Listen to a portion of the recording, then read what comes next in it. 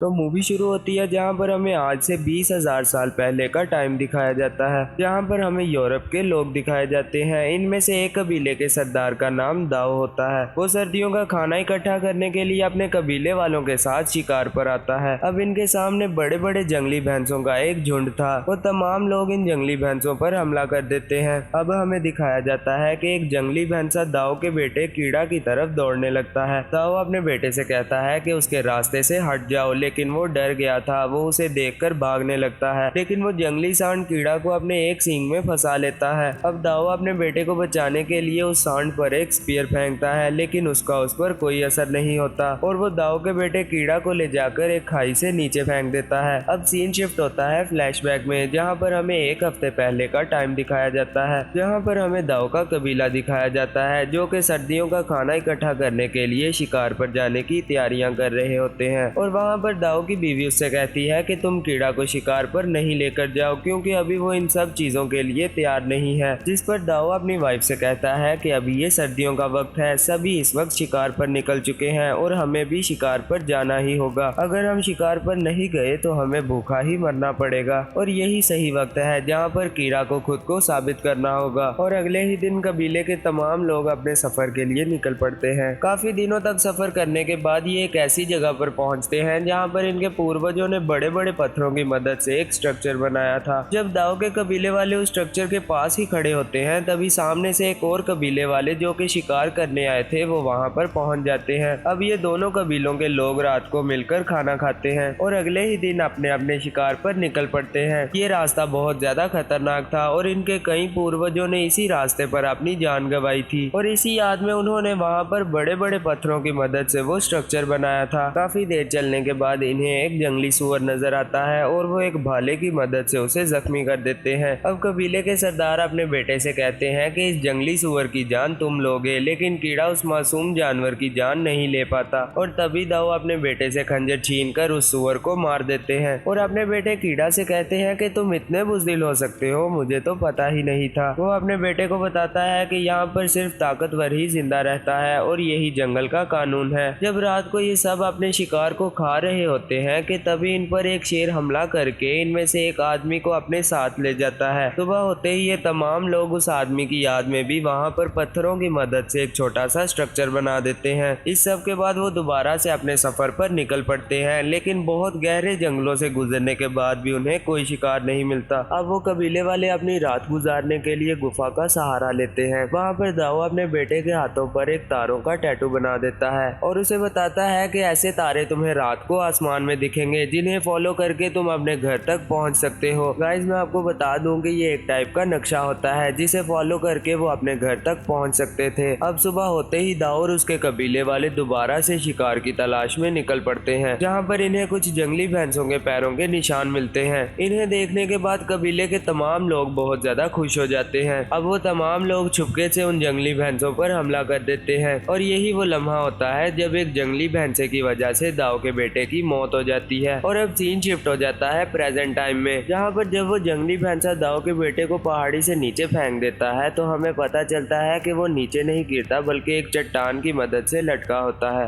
अब वो तमाम लोग दाओ के बेटे को बचाना तो चाहते थे, लेकिन तभी वो चट्टान टूट जाती है और दाओ का बेटा नीचे गिर जाता है। अब दाओ का बेटा यानी कि लाड चट्टानों से टकरा टकरा कर एक चट्टान पर गिर जाता है। दाओ अपने बेटे को बचाना चाहता था, लेकिन तभी कबीले के बाकी लोग उसे रोक लेते हैं और उसे कहते हैं कि वहां पर जाने का कोई रास्ता नहीं, तुम्हारा बेटा मर चुका है और अब हम तुम्हें भी नहीं खोना चाहते क्योंकि तुम हमारे सरदार हो और अगर तुम भी मर गए तो हमें कबीले तक कौन लेकर जाएगा। सरदार होने की हैसियत से तुम्हारी जिम्मेदारी है कि तुम्हें हमारी रक्षा करनी होगी। अब दाओ को मजबूरन उनकी बात माननी पड़ती है, लेकिन दाओ पूरी रात बैठकर अपने बेटे को चट्टान के ऊपर से आवाजें दे रहा होता है। अगले ही दिन वो वहाँ पर अपने बेटे की याद में छोटे छोटे पत्थरों का स्ट्रक्चर बना देता है। अब दाओ और उसके कबीले वाले शिकार किए हुए भैंसों को अपने साथ लेकर अपने कबीले की तरफ रवाना हो जाते हैं। दूसरी तरफ हमें किलाड़ दिखाया जाता है जो कि एक चट्टान पर पड़ा हुआ था। एक गिद्ध आकर उसे नोचने ही वाला था कि तभी उसकी आंख खुल जाती है और वो खुद को गिद्ध से बचा लेता है। अब किलाड़ बहुत देर तक नीचे से अपने फादर को आवाजें देता रहता है, लेकिन उसकी आवाज कोई नहीं सुनता। वो चट्टान पर चढ़ने का फैसला करता है, लेकिन उसकी टांग फ्रैक्चर होने की वजह से उसे बहुत ज्यादा तकलीफ होती है और नीचे एक बहुत गहरी खाई थी। जब किलाड़ उस चट्टान पर चढ़ ही रहा होता है कि तभी वहाँ पर बारिश आ जाती है और बारिश होने की वजह से नीचे गहरी खाई में बहुत ज्यादा पानी भर जाता है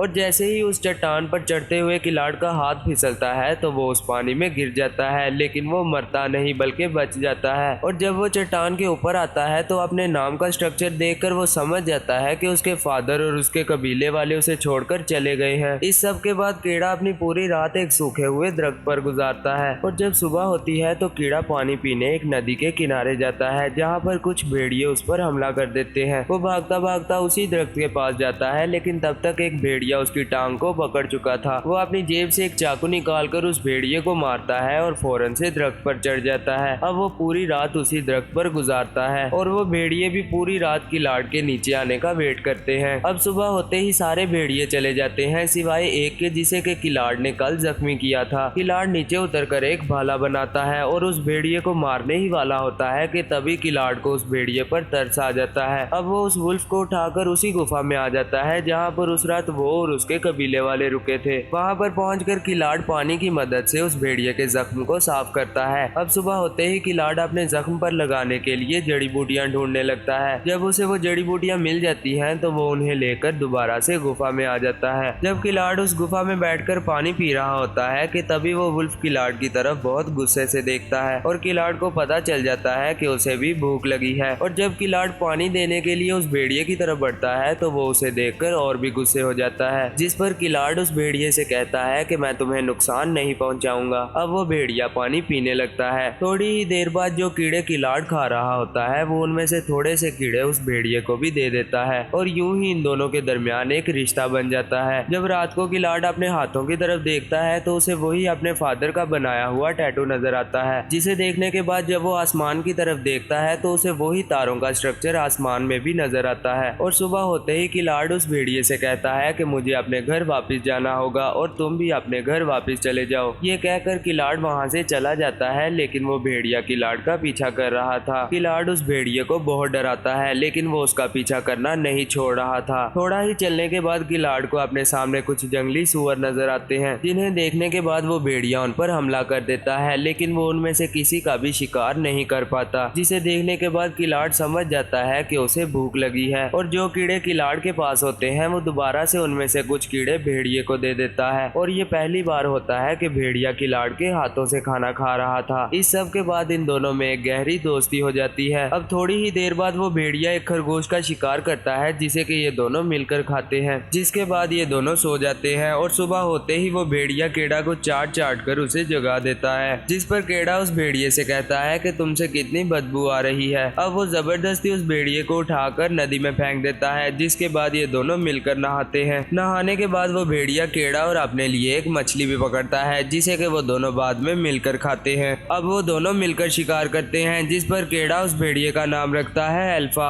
एक रात कीड़ा और अल्फा बैठकर खाना खा रहे होते हैं कि तभी वहाँ पर कुछ भेड़िए आ जाते हैं। अब अल्फा उन भेड़ियों के पास जाता है। दरअसल ये अल्फा की फैमिली होती है। ये सब देखकर कीड़ा अल्फा से कहता है कि तुम्हें अपनी फैमिली के साथ जाना चाहिए और तभी अल्फा अपनी फैमिली के साथ वापस चला जाता है और दूसरी तरफ कीड़ा भी अपना सफर अकेले ही शुरू कर देता है। कीड़ा जिस रास्ते से गुजर रहा था वहाँ पर बर्फबारी हो रही होती है, यानी कि वहाँ पर ठंड बहुत ज्यादा थी। तभी अपने सामने देखता है कि कुछ जंगली भेड़िए अपने शिकार को खा रहे हैं। उन्हीं में से एक भेड़िया अल्फा भी होता है, लेकिन बाकी भेड़िए अल्फा को अपना शिकार नहीं खाने दे रहे थे। ये सब देखकर कीड़ा अल्फा की तरफ दौड़ने लगता है, लेकिन बर्फ की तह पतली होने की वजह से वो नदी में ही गिर जाता है और कीड़ा को नदी में गिरते हुए अल्फा भी देख लेता है और दौड़ता दौड़ता उसके पास आता है। अल्फा वहाँ पर बर्फ की तह को तोड़ने की कोशिश करता है, लेकिन उससे वो नहीं टूट रही थी। तभी कीड़ा अपनी पॉकेट से एक नाइफ निकालता है और वहाँ पर से बर्फ को तोड़कर बाहर आ जाता है और एक बार फिर से कीड़ा और अल्फा मिल जाते हैं। अब कीड़ा अपने आप को ठंड से बचाने के लिए अपने कपड़े उतारता है और वहाँ पर आग जलाता है और उस रात कीड़ा और अल्फा दोनों साथ सोते हैं। अगले ही दिन ये दोनों दोबारा से अपने सफर पर निकल पड़ते हैं। तभी कीड़ा को वहाँ पर एक आदमी नजर आता है, जिसे कि वो देखकर बहुत ज्यादा खुश हो जाता है और जब कीड़ा उस आदमी के पास आता है तो उसे पता चलता है कि वो आदमी ठंड की वजह से जम के मर चुका है। कीड़ा उस आदमी से उसका तीर कमान लेकर वहाँ से चला जाता है। तभी कीड़ा और अल्फा के पीछे कुछ लकड़बग्गे हमला कर देते हैं और वो उन लकड़बग्गों से बचने के लिए एक गुफा में चले जाते हैं, जहाँ पर पहले से ही एक शेर मौजूद होता है। वो शेर केड़ा पर हमला करने ही वाला होता है कि तभी अल्फा केड़ा को बचा लेता है, और जब अल्फा और वो शेर लड़ रहे होते हैं तभी केड़ा अपने तीर कमान की मदद से उस शेर को एक तीर मार देता है, जिसकी वजह से वो वहीं पर मर जाता है। शेर के मरने के बाद केड़ा अल्फा के जख्मों पर मरहम लगाता है और उसे बताता है कि तुम हम में से ही एक हो और मैं हमेशा तुम्हें अपने साथ ही रखूंगा। अब ये दोनों दोबारा से अपना सफर शुरू कर देते हैं और उस जगह पर पहुंच जाते हैं जहां पर केड़ा के पूर्वजों की याद में वो स्ट्रक्चर बनाए हुए थे। केड़ा ये देखकर बहुत ज्यादा खुश होता है क्योंकि वो अपने घर से ज्यादा दूर नहीं था। अब केड़ा लगातार ठंड में चलता ही रहता है, लेकिन जख्मों की वजह से अल्फा वहीं पर गिर जाता है। केड़ा अल्फा को अपनी गोद में उठाकर दोबारा से चलने लगता है, लेकिन थोड़ी ही देर में थकने की वजह से केड़ा भी जमीन पर गिर जाता है। अब केड़ा की आंखें आहिस्ता आहिस्ता बंद होने लगती हैं। तभी उसे एक सपना आता है जो कि उसके कबीले के शिकार पर आने से एक दिन पहले का होता है, जहां पर केड़ा के माँ बाप केड़ा के बारे में बातचीत कर रहे होते हैं और केड़ा की माँ केड़ा के बारे में बहुत ज्यादा परेशान होती है, जहां पर वो केड़ा के फादर से कहती है कि उसे शिकार पर नहीं लेकर जाओ, जिस पर केड़ा के फादर केड़ा की मदर से कहते हैं कि तुम जितना केड़ा को कमजोर समझती हो वो उतना कमजोर नहीं है। तभी केड़ा की आंख खुल जाती है और अब वो अपनी पूरी जान से अल्फा को उठाकर दोबारा से अपने कबीले का सफर शुरू कर देता है। बहुत देर तक सफर तय करने के बाद केड़ा को अपना कबीला नजर आने लगता है और केड़ा अल्फा को उठाकर चलता चलता अपने कबीले तक पहुंच जाता है। केड़ा को देखकर कबीले वाले बहुत ज्यादा हैरान हो जाते हैं क्योंकि उस कबीले में पहली बार किसी इंसान ने जिंदा जंगली जानवर को लाया था। केड़ा को देखकर उसके माँ बाप बहुत ज्यादा हैरान होते हैं और उसके साथ साथ खुश भी क्योंकि उनका बेटा वापस आ चुका था। केड़ा अपने फादर से कहता है कि अल्फा को बचा लीजिए और यही कहते कहते वो बेहोश हो जाता है। जब केड़ा को होश आता है तो वो अपने घर में ही लेटा हुआ था और उसके पास ही अल्फा भी जख्मी हालत में पड़ा होता है। तभी एक औरत अल्फा के बच्चे को उठाकर कहती है कि मैं तुम्हारा अपने कबीले में वेलकम करती हूँ। ये देखकर केड़ा बहुत ज्यादा हैरान हो जाता है क्योंकि उसे नहीं पता था कि अल्फा प्रेग्नेंट है और उसे कबीले वालों ने एक्सेप्ट कर लिया है। थोड़े ही दिनों बाद अल्फा और केड़ा एक जगह पर अकेले बैठे होते हैं और वहीं पर अल्फा के बच्चे भी थे। ये एक नए दौर की शुरुआत होती है जहाँ पर इंसान जानवरों के साथ भी दोस्ती करना शुरू कर देते हैं। मूवी के एंड पर हमें दिखाया जाता है कि केड़ा के कबीले वाले और वो भेड़िए साथ में ही शिकार पर जा रहे हैं और यहीं पर ये मूवी एंड हो जाती है। गाइज, आपको ये मूवी कैसी लगी? उम्मीद है कि अच्छी लगी होगी। अगर अच्छी लगी है तो लाइक, कमेंट और शेयर करना ना भूलें और सब्सक्राइब करके बेल आइकन को दबा दें ताकि हमारी आने वाली हर नई वीडियो का नोटिफिकेशन आपको मिल सके।